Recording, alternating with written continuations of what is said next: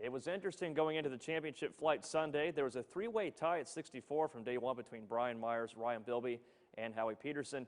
Peterson would end up being your winner, shooting 16 under par with a score of 126 on both days. That would make the former West Liberty golfer, yes, a back-to-back champion. Outstanding. You know he'll just keep coming back to that tournament. Wheeling Central Catholic's Justin Dorr was the leader in the junior event coming into the day, but he would not win. It would be Park's Campbell Kegler emerging as the champ. That is the same player who shot the only hole-in-one from the whole day on Saturday. He shot one over combined both days for a total score of 143. And in the senior championship, what else is new?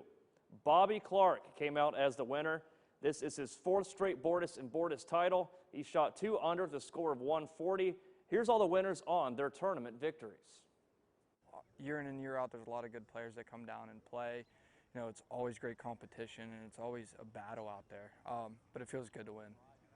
Well, it was a good way to start, getting an ace.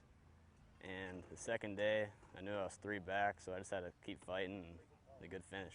Jamie's a class guy, and we appreciate it because, you know, a lot of areas don't have tournaments like this, so we're blessed here. Let's take another look at the winners from Sunday.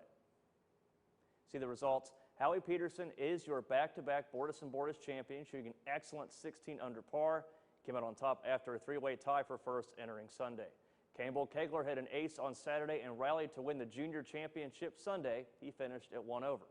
And Bob Clark wins the senior championship for the 4th straight time. He shot 2 under par this weekend. Also in the best ball category, Marshall golfer Ryan Bilby finished 3rd in the championship flight overall. However, him and his partner Tagano took up home the best ball award with a score of 122. In the senior circuit, Bob Clark was on the receiving end of the best score as well. Him and his partner, West Liberty football coach Roger Wiley, shot a combined 133.